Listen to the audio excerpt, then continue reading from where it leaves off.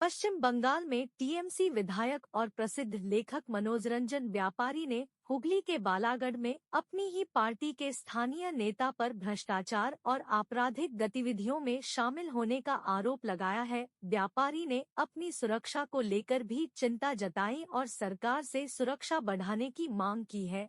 इस घटना के बाद आरोप है कि उनके विधायक कार्यालय में भी तोड़फोड़ किया गया है।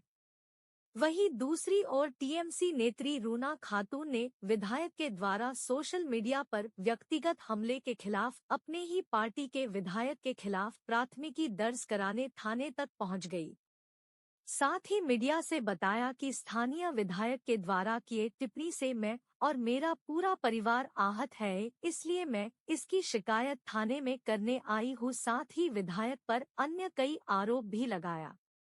स्थानीय विधायक ने कहा, मैं यह सोचकर टीएमसी में शामिल हुआ था कि मुझे जनता के लिए काम करने के लिए एक मंच मिलेगा, लेकिन बालागढ़ में कुछ स्थानीय टीएमसी नेता अपराध और भ्रष्टाचार का शो चला रहे हैं।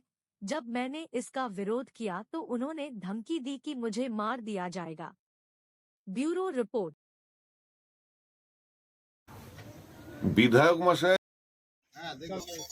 নমস্কার, আপনাদের সবাইকে অসংখ্য ধন্যবাদ এবং প্রত্যেককেই আমি হ্যাপি নিউ ইয়ার জানাচ্ছি।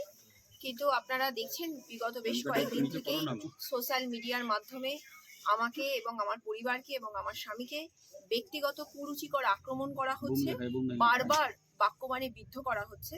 মাননীয় বিধায়ক সাহেব এই কাজটি করেছেন, অত্যন্ত লজ্জাজনক ব্যাপার, নক্কারজনক ঘটনা।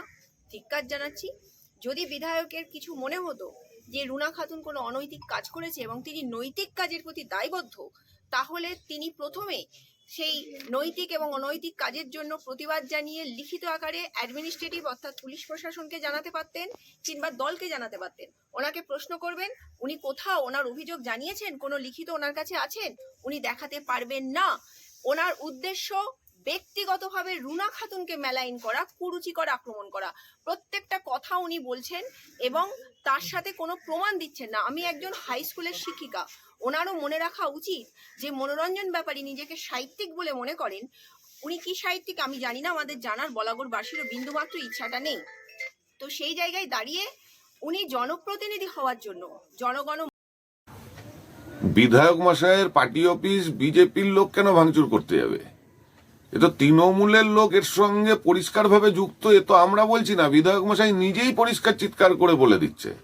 এখন যারা বিজেপির ঘাড়ে দোষ চাপাবার চেষ্টা করছে, আমার মনে হয় তারাই গতকাল রাত্রেবেলায় পার্টি অফিস ভাঙচুর করেছে, যার কারণেই বিজেপির ঘাড়ে দোষ চাপিয়ে দেওয়ার চেষ্টা করছে।